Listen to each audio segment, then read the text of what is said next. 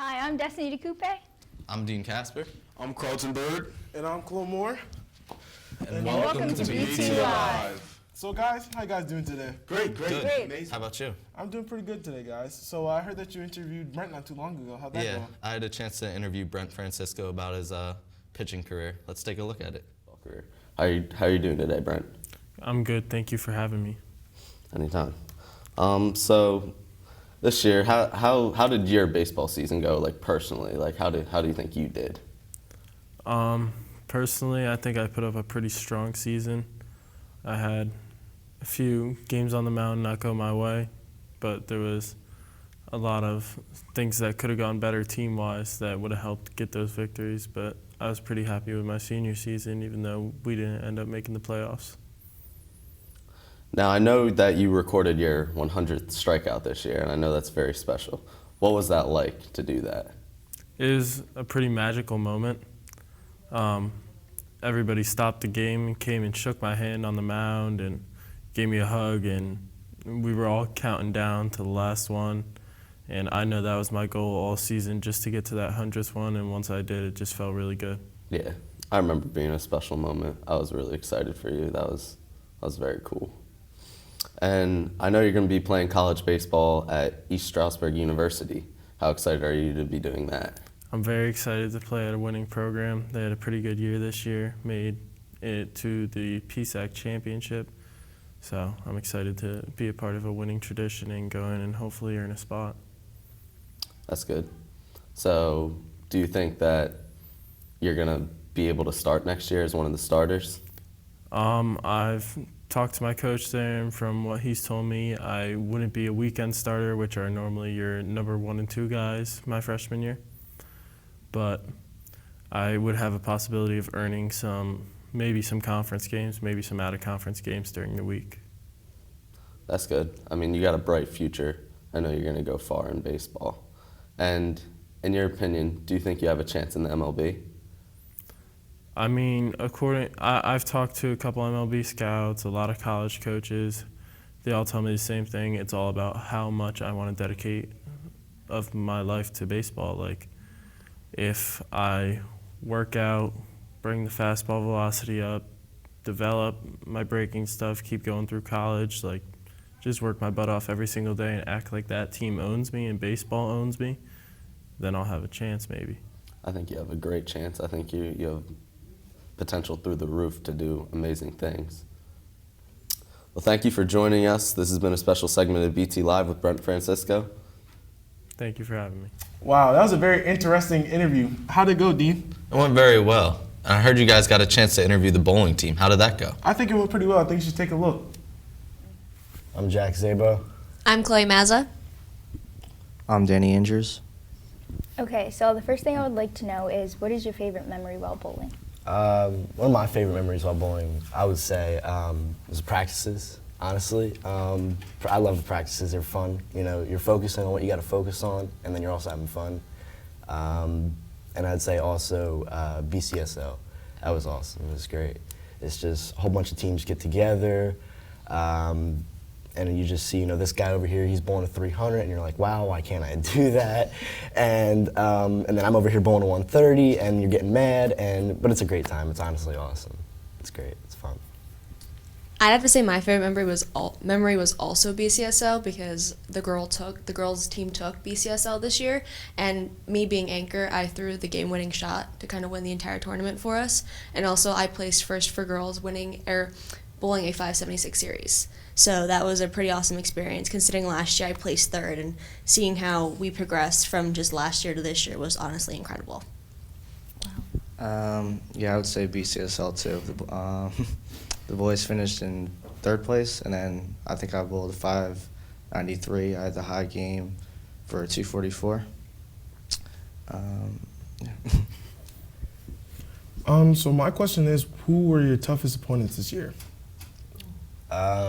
For the boys team, it's always been Ewing. Ewing bowling team, they're actually really good. I mean, they almost got us every season. It's crazy, I think last season they actually we didn't even beat them. We didn't beat them, and I think we beat them this year. I believe. At home. At home, so that was great. I was like, wow, kind of like, how did that happen? But yeah, Ewing's definitely one of our hardest teams we have to go up against.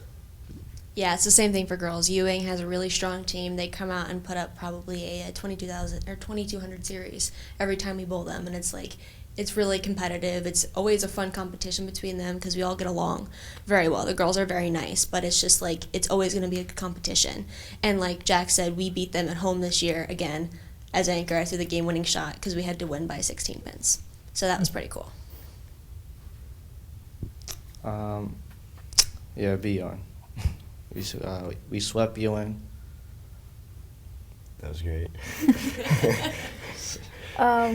What was your biggest accomplishment for the season? I won the, I think it was me and Nathan Collier. We actually won the first and second Liberty division. So, well, we first won the division as a boys team.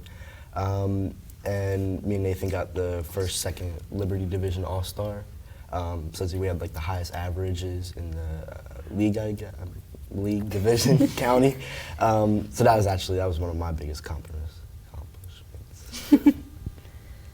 For me, again, the BCSL taking first place, and then I was also selected as the first team all-star for the Liberty division. So that was pretty cool.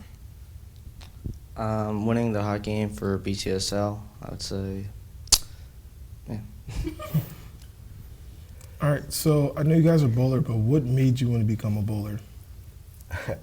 I've always bowled since I was maybe, I don't even know, 6, 7. I really have no clue. It was around there.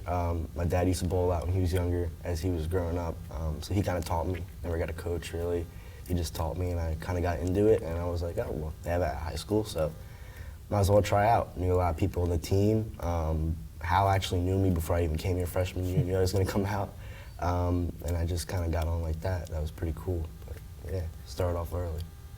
Yeah, similar to Jack, I started bowling when I was about 7 or 8, and we would just go out as family outings. We would just have fun on like a Friday night, and basically, I had watched my sister bowl in high school, and growing up in a bowling alley, you kind of pick it up as you get older. So when I came to high school, similar to Jack, I looked and was like, they have a bowling team. I might as well go for it. So that's kind of how I jumped into bowling, and it's just kind of grew from there. Mm-hmm.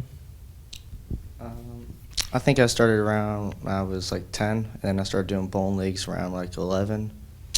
And then my freshman year, I actually didn't want to do any sport at the time, but then I forced myself to do it because my mom. Yeah. And What are your future plans? College? Like, are you gonna do bowling next year? Definitely gonna do bowling next year because we got to get that title back, and we got to keep it going. Obviously, a lot of up and coming freshmen coming up who I know bowl, so that's gonna be really interesting. Give the team a boost. Future though, actually has like really nothing to do with bowling. It's more music. I'm a musician. I have a studio, run all that. Do a lot of recording. I gig with a band. I do all that stuff. So music is my path, really. That's what I'm doing.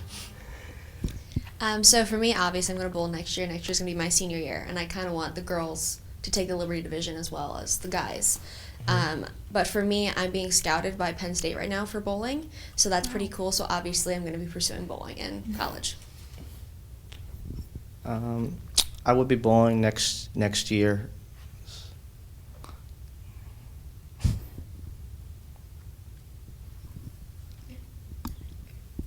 All right, so I know you guys are just not only bowlers, so what are your hobbies outside of bowling? Can I just answer that?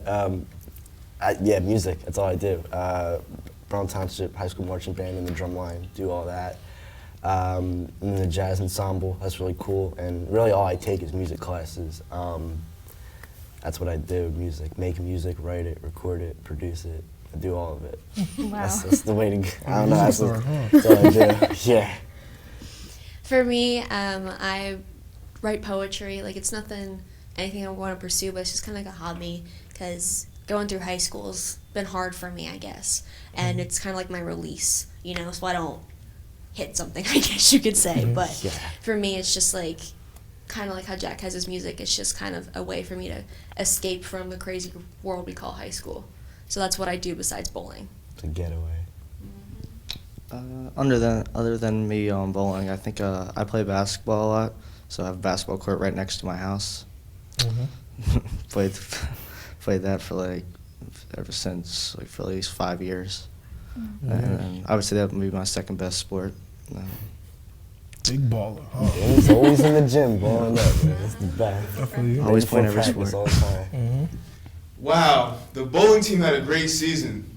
Now let's get into Black and Gold Night. Yeah, that was a really fun event, guys. I think Gold really took that victory that day, you know? Yeah, Yes. it's always a fun experience. Yeah, you know, I think when the both students clashed together for a very fun night that night, so I think you should take a look. Strangers till we die. I wanna run away. I wanna run away. Anywhere out this place. I wanna run away. Just you and